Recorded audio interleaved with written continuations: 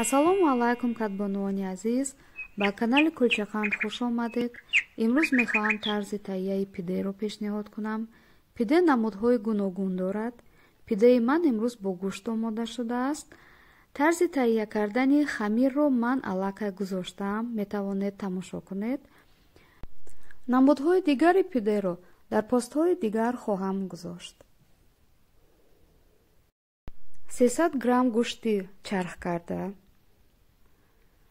1 дона пиёзи майда реза карда, адвияҳо ҳар чӣ ки шумо дӯст доред, 2-3 қошуқ равғани растанӣ. ҳамаро хуб омехта мекунем.